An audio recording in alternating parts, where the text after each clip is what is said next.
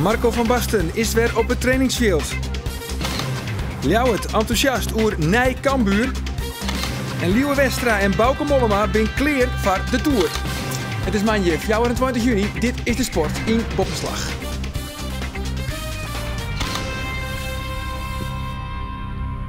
Goejoen, in de komende 30 minuten brengen we jou weer volslijn op de hichte van de Frieske sport. En misschien wel het wichtigste sportevenement wie dit weekend in Kerkrade. Het Nationaal Kampioenschap Hutfietsen, maar onder andere Bouke Mollema en Liewe Westra. Hoe zit het met de farm? 1 week voor de start van de Tour de France. Verder ook nog hoe Dirk Buitenzorg hem dit weekend definitief kwalificeren voor een echte koers. Dat al hier Azen in Boppenslag, nou eerst het betellen voetbal. Want Sportclub Heerenveen is weer in training op het nieuwe seizoen. Van de middags die de eerste training op het programma onder leiding van Marco van Basten. En verslagjouwer Roelof de Vries is op dit stuit in Heerenveen. Roelof, door wie is bij de training? Kwam er eigenlijk een soort meisje op al? Ja, van een man die te midden, maar het is er van eigenlijk vol 12 uur wie die training. Dat is vanzelfs gewoon een werkdag. Bij Cambuur wie in de bijgelijks 150, oude sneun. Hier bij Heerenveen wie er denk ik staan tussen 3 en 400 meisken op die training. Dus voor het eerst werden we trainer Marco van Basten die bij waarom is van zijn vakantie. Ja, en wie eigenlijk alle spelers aanwezig? Net Elsen Ingen, Mitchell Dijks, een nieuwe onkeeper, ik de keeper Giel Kramer. Die trainen al vol mooi. Finn Bogason wie er net bij. Hij zit ik in de belangstelling trouwens van Werder Bremen, een Duitse club. Binnen net concreet West, maar even technisch directeur Johan Hansma had die hem wel melden voor de spits. Maar die had nog even vakantie gekregen. En ik, Christopher Notveld bij Gelieks, de keeper van Heerenveen, is nog plezierd. Die is er nog net weer waarom. Nee, maar er wordt wolwerk gewoon voetballen. Want ja, de laatste weekend wie Heerenveen hield hij op een oren wie is in het Nijs. Zij is voorzitter Robert Veenstra, Arune Vreed nog opstapt. Had Van Basten der ook nog wat toe zijn? Ja, dat had hij wel zijn, maar hij is wat dat betreft mild daarin. Hij had wel een beetje afziedig. Jouwt daarbij omdat het voetbalbedrijf toch eigenlijk wel heel wat oors is dan het bedrijf hier in het Abelenstra stadion zelfs. Hij jouwt wel om dat er wel eens praten is, dat hij bij Gelieks net wil dat er wat minder in de kleikamer is en zulke dingen. Maar hij zei dat wie in details van een schrikbewind, zoals het toch een soort mensen splitsen wordt, daar moet hij het eigenlijk net hoe hebben. Vanzelfs zou ik nog even horen over de selectie van Sportclub Heerenveen en hoe die daar doen, hij denkt. Ja, qua zeg maar, het elftal en het team en de selectie zijn wij tevreden. Uiteraard zullen er in de komende maanden zeer waarschijnlijk toch nog wat spelers komen en gaan. Dat is nu eenmaal hoe de situatie is op het internationale vlak in betaald voetbal. Er is tot en met 31 augustus is er een transferwindow. Nou, daar hebben we met z'n allen daar mee te leven, hoe vervelend dat ook is. Ik vind het onvoorstelbaar dat het al jaar in jaar uit tot 31 augustus gepland is. Ik denk dat alle ploegen en alle trainers en alle clubs en dergelijke zich daar niet happy mee voelen. Ik denk dat als je dat terugdraait naar 31 juli, dat iedereen zich daarin kan vinden. En de vraag is ook waarom dat dan niet gebeurt, mijn raadsel. Maar goed, daar hebben we met z'n allen mee te maken. En wat ik al zei, de situatie die zal nog in de komende 2 maanden en nog wat, zal dat nog wel hier en daar wat hectisch blijven met allerlei geruchten. Aan de andere kant, de selectie staat er behoorlijk voor. We kunnen goed beginnen met trainen en ons voorbereiden op een nieuw seizoen. En daar ben ik blij mee. Johan, hoe moeilijk is het om transfers te regelen op het moment dat de club een beetje onthoofd is? Althans, de voorzitter is er niet, dus ik neem aan dat de financiële kant dat andere mensen overgaan. Nou, ik deed de transfers in principe altijd al, dus dat is niet veranderd. Dus wat dat betreft alleen, je hebt iets meer uit te leggen aan mensen wat er aan de hand is bij de club. En dat kost even wat meer tijd en dat is ook logisch. Maar goed, dat probeer je rustig te doen op een goede manier. En uiteindelijk gaat het om voetbal en probeer je de spelers te interesseren om naar Heerenveen te komen. Nou, daar steek je veel energie in. Merk je dat spelers daar moeite mee hebben of houden jullie niet bezig met het bestuur?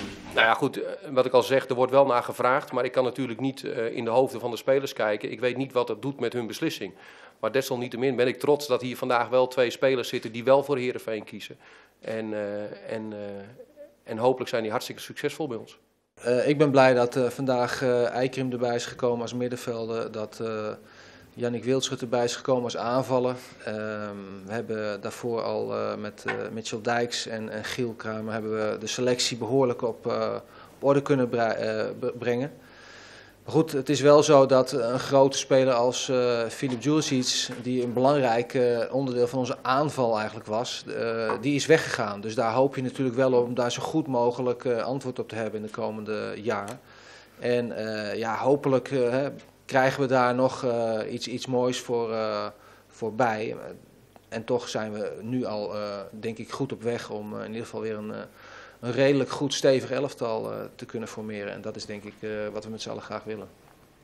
Ja, Roelof, dit ging echt door het voetbalgedeelte. Maar juist, er kwam ik nog in het nieuws dat een van de mannen die dat onafhankelijke onderzoek dwaas toe naar de gong van zaken bij de club, de heer Paul Nobelen, ermee ophoudt. Is daar eigenlijk al een vervanger op bekend maken? Ja, dat had ze niet ik bekend maken in een extra passenconferentie. Maar onder andere Anton Posma en de burgemeester van Heerenveen, Van der Swan. Daarbij hebben ze onjoen dat Lense Koopmans de vervanger is. Dat is eigenlijk een beetje de oud-topman van de Rabobank. En Anton Posma is een van de meesten uit het stichtingsbestuur. En die luidt even uit waarom hun kar vallen is op deze Koopmans. Ik kan het hier melden. Het zal straks ook door middel van een persbericht gaan, hoe beknopt dat ook zal zijn. Dat professor emeritus Dr. Lense Koopmans de plaats gaat innemen van de heer Nobelen in onze commissie. Hij gaat samen dan met de andere leden, zoals de heer Vaassen en onder leiding van de heer Van der Zwan, het onderzoek op zich nemen. En dat zal, wat mij aangaat, overmorgen nu echt daadwerkelijk starten. Dat de meeste mensen hier de heer Lense Koopmans kennen. Een echte Fries van komaf. Ik ben ongelooflijk blij dat hij om 2:10 vanmiddag tegen mij ja heeft gezegd. De heer Van der Zwan heeft ook nog even contact met hem gehad. Hij is net afgetreden als voorzitter van de Raad van Commissarissen van de Rabobank Nederland. En kan dus ook direct tijd vrijmaken om dit onderzoek gezamenlijk met de heer Van der Zwan en de heer Vaassen op te pakken. Dank u wel. Ja, de naam van Van der Swan is al een paar keer neemt. Wat wordt nou correct de rol van de burgemeester van Heerenveen in dit onderzoek? Nou, zoals hij zelf zou hij wordt een soort van arbiter. Dus hij zult erop tasje en dat het onderzoek goed verrint. Er komt een onderzoeksvraag of er nog draagvlak is binnen de club voor benam de leiding. Dus dat hij van commissarissen en zelfs de directie, Meister P. en Johan Hansma. Hij krijgt eigenlijk, het onderzoek krijgt eigenlijk 5 speelregels. Van der Swan, de burgemeester van Heerenveen, die laat even gezien wat die 5e speelregel dan krijgt inhoudt. De 5e spelregel is dat de uitspraak die zometeen door de onderzoekers wordt gedaan, dat dat ook een bindende uitspraak is. Dus dat iedereen op voorhand zegt, kijk eens aan, we hebben nu deze personen naar voren geschoven. Daar hebben we nou zoveel vertrouwen in, dat wij ook zeggen, nou ja, de uitspraak die daar wordt gedaan, daar houden wij ons ook aan. Ik heb Lense Koopmans even gesproken zo net. En het is toch dat ik ook graag een oproep doe aan iedereen die betrokken is bij Sportclub Heerenveen. Iedereen die ook laat zien met volle emotie dat hij betrokken is. Om nou ook in de komende periode, dat zal een overzichtelijke periode zijn, de mensen in alle rust dat onderzoek te laten doen. Dus ik wil ook een oproep doen aan alle... laat ze nou even met rust. Laat nou ook even dat onderzoek plaatsvinden. En dan hebben we zometeen een uitkomst in het belang van de sportclub. Ja, en Van Basten verklapt het eens al. Maar Heerenveen had van de middag ook nog 2 nieuwe spelers presenteren. Yannick Wildschut komt oer van VVV Venlo. En Magnus Wolf Eikrem wordt oernaam van het Noorske Molde. Eikrem is een 22-jarige middenvelder en speelt ook nog voor Jong Noorwegen op het oude EK in Israël. Yannick Wildschut is 21 jaar en een echte linksboeten. Voor hem hier Heerenveen verliezen hier ook al interesse. Magnus is 22 jaar, aanvoerder van Molde, een vormgever op het middenveld, een allround middenvelder die creatief is, die tactisch goed is, technisch goed is, goede paas heeft, ook nog een vrije trap en een goede corner kan nemen. Hij bezit ook scorend vermogen en ook de nodige assist en hij wil dat ook graag bij ons laten zien. Daarnaast is het zo dat hij alle nationale elftallen van onder 15 af heeft doorlopen. Hij is op dit moment ook Noors International. Hij tekent een contract voor 4 jaar en hij gaat spelen met rugnummer 18. Links van mij Yannick. Yannick is 21 jaar, komt van VVV af, is een vleugelaanvaller zoals jullie weten, die zowel links als rechts heel goed uit de voeten kan. Hij is snel, hij heeft kracht, hij kan de nodige assist verzorgen. Hij heeft uiteraard ook scorend vermogen. Hij heeft een afgelopen seizoen een minder jaar gehad. Daar hebben we het ook over gehad. Maar wij hebben nog steeds heel veel vertrouwen in dat hij een talentvolle speler is. Die zich door kan ontwikkelen tot een belangrijke speler bij ons. Het jaar daarvoor heeft hij dat ook laten zien door in 29 wedstrijden 7 keer te scoren en 6 assists. En we hebben het er net ook al eventjes over gehad. Dat aantal wil hij graag verbreken bij ons. En wat mij betreft mag dat gelijk het aankomend seizoen. Yannick tekent een contract voor 3 jaar bij ons. Met een optie voor 2 jaar. En gaat spelen met rug nummer 30. En we weer heel bijpraat. Cambuur dan maakt het hem op voor de Eredivisie. De Ljouters, wie in de oude weken 3 dagen op trainingskamp op het Ameloon. En oude Sneuns die ek verharren de eerste training van de selectie op het programma. Vuurwerk en een protte publiek waren Sneur bij de eerste training van Cambuur op de velden van de VV Ljout. Na je trainer Dwight Lodewegers wie de zuur wat verbjust roer. Nou, vooral na vandaag zo, hè. Zo'n hoop mensen langs de lijn heen, vuurwerk erbij. Geweldig. Die 3 dagen dat we op Ameland zijn geweest. Spelers bij je gehad, niemand had haast. Dus allerlei tijd om besprekingen met elkaar te doen, meetings te doen. Ook een klein beetje te trainen daar. Prachtig, hartstikke goed. Een aantal nieuwe gezichten bij Cambuur en dit is er een van. Ruud Swinkels, keeper afkomstig van PSV. Hij moet de concurrentie omgaan bij Harm Seinstra en Leonard Nienhuis. Maar hij gaat maar voor één doel, de basis. Ja, ik ga niet 235 kilometer verhuizen om op een andere bank te gaan zitten. Dat is niet de bedoeling. En, ik heb er alle vertrouwen in en ik denk wel dat het goed komt. Swinkels weet dat het bij een club als Cambuur dreig wordt om te handhaven in. Toch is dat de doelstelling, daar is de keeper duidelijk in. Ik denk, als je kijkt naar begroting en naar hoe alles ervoor staat, dan moet er nog het een en ander gebeuren en dan moet je proberen te handhaven. Ik denk alleen wel dat het leuker is dan vorig jaar. Vorig jaar had je Willem II die er wel echt uitstak als degradant. En ik denk dat je nu binnen de competitie nog met een ploeg of 6, 7 zit. Die allemaal voor die onderste ploegen in aanmerking kunnen komen. En ik denk dat je daar nog wel een leuke competitie in de competitie van kan maken. Dit binnen de voeten in het lief en de holle van Christa Wauw, afkomstig van FC Grains. 20 hier, een spits, kwam bij Grains krek net echt onder basis staan en toch nou een stapje de bek bij Cambuur. Ja, Cambuur is wel een minder grote club, maar het blijft een mooie club. Ik bedoel, ik heb hier een jaartje met heel veel plezier gevoetbald. En toen ik geweld werd door Jan Bruin, toen dacht ik van, leuke club. Niet met de gedachte van het is een mindere club of wat dan ook. Ik had er gelijk goed gevoel bij. En zo zullen er nog wel meer spelers komen in de komende weken, want de selectie is nog net volslaan. Maar trainer Dwight Lodewegers is daar optimistisch over. We zijn volop bezig met allerlei dingen. Leeuwin is er dan alweer bijgekomen. En ik hoop van de week dat er nog 2 of 3 bij komen, dat dat definitief wordt. Er komen wat stagiaires er langs. En waar we hele goede berichten over gehoord hebben. Dus ja, er moet nog wel wat gebeuren, maar alle vertrouwen in. Oké, want ik hoor namen, nee ik hoor geen namen. Maar ik hoor wel iets van een Italiaanse middenvelder, een IJslandse buitenspeler. Klopt dat? Ja, dat kan kloppen, ja. Ja, leuk hè. Ik moet je niet vragen hoe ze allemaal heten. Maar, nee, dat kan niemand me nog vertellen. Maar... Ja, maar uit die streken komen ze, ja. Dat klopt ja. Ja. En zo wordt er nog even puzzelen om het volslijnmatje van de selectie. Paco van Moorsel zal onjekje, Henk Bos van FC Grains zal er wel bij komen en dus nog wel een aantal.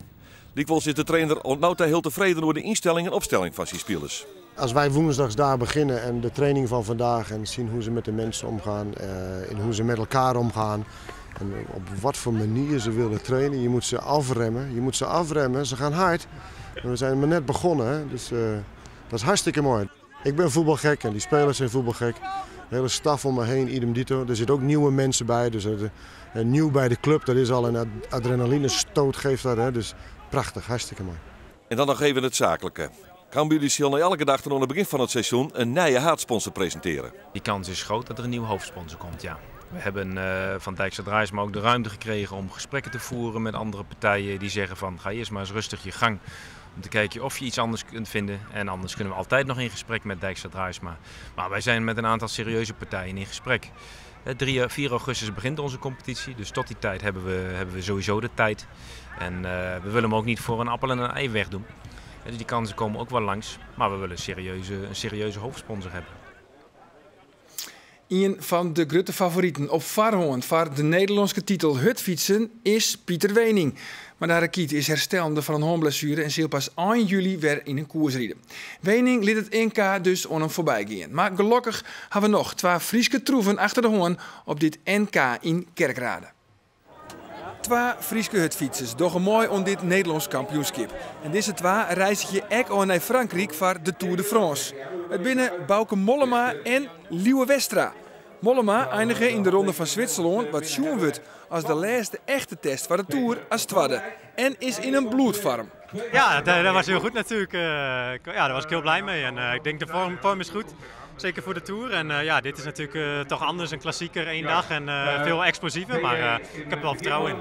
Gio Lippens is verslagjouwer van NOS Langs de Lijn en docht al jarenlang verslag van de Tour. Hij verwacht het een soort van Mollema. Als je kijkt naar die ronde van Zwitserland, de afgelopen ronde van Zwitserland, daar reed hij geweldig. En met name het karakter van hem. Ik denk dat hij dit jaar voor het eerst echt een hele goede Tour gaat rijden. Dus je hebt straks in de Tour, je hebt Contador, je hebt Froome en je hebt Bauke Mollema. Zet Mollema daar nog maar een beetje achter. Rodriguez moet je trouwens ook nog meetellen. Nou, daar komen er nog heel wat hoor. Maar ik denk dat Mollema wel in ieder geval een top 10 plek kan gaan rijden. En dat vind ik al heel wat. En dan Liewe Westra, het best van de 10 waar het oude Nevage nog Nederlands kampioen tijdrijden.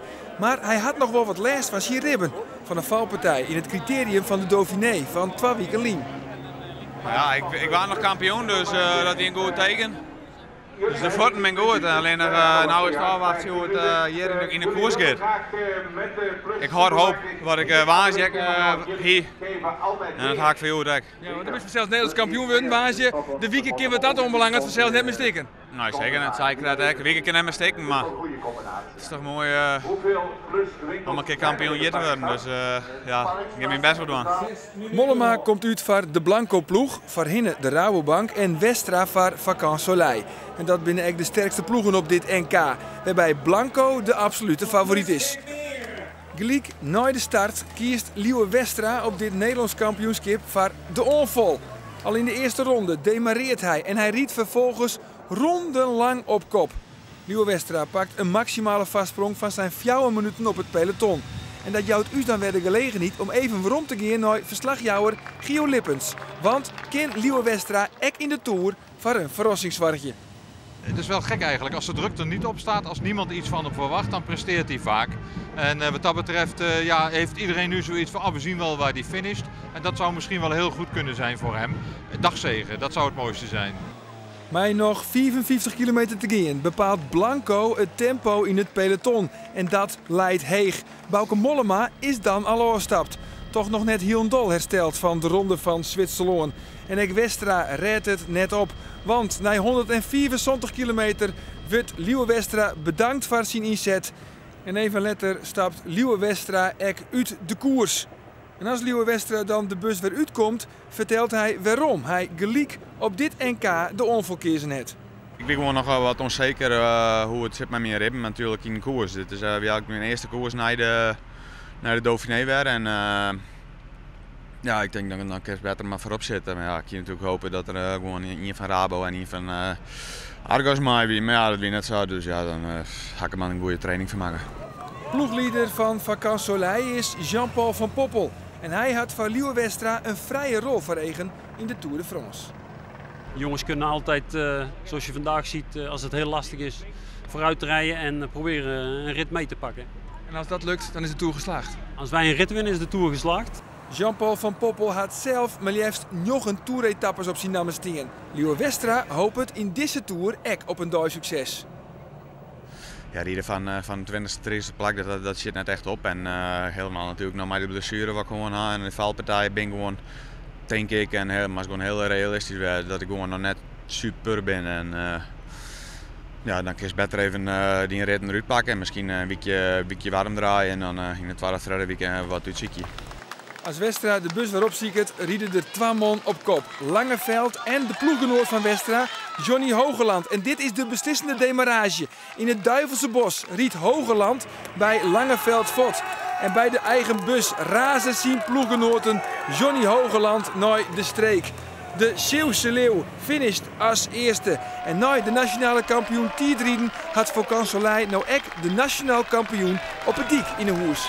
Want Johnny Hogeland wordt Nederlands kampioen. En Wielst Hogeland huldige wordt met de fiets van Liewe Westra kleermakken voor de start van de Tour.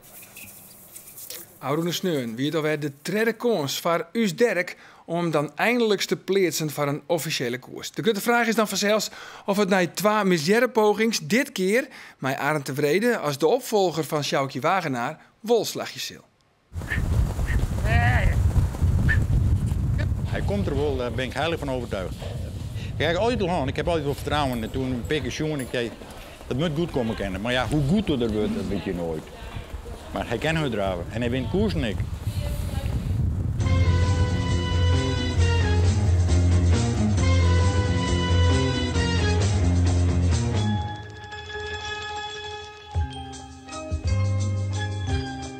Mensen die willen winnen, maar willen hinders dat ik. Wat weet een hinder van winnen en verliezen? Wat weet een hinder van wedstrijdspanning? En trouwens, wat weet een hinder van het lot? Dit hinder hier bij Glies net meer west, als het lot net even haar eigen dichtdien hier. Het mocht toch weer hinder van de draverij worden. Maar wat weet een hinder van kwalificatie? Draven voerder wel, maar op zijn eigen wijze. En dat wist de piqueur. Die moet weten wat er nedig is en wat het hinder litten moet. En dan gaat het nog maar om 2 zaken: snelheid en controle. Het hinder moet de snelheid hebben en de piqueur moet het hinder onder controle houden.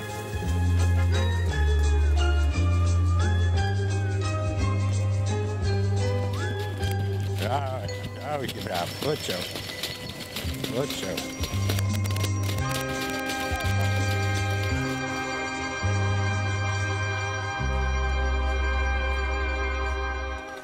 De snelheid die is er makkelijk. Dat is het probleem net. Hij moet het doen. En dat moet hij leren. De snelheid is er ja. En jou helemaal onder controle. Ja, tot nog toe wel. Maar waar weet je. Een kilometertijd van 1 minuut en 26 tellen. Dat moet Derk draven om hem te kwalificeren voor de echte koersen. Hij had het al 2 keer bezocht, maar beide keren ging het mis. Dit is dus de derde kans. Hij hoeft net te winnen als de tijd van Derk maar goed is.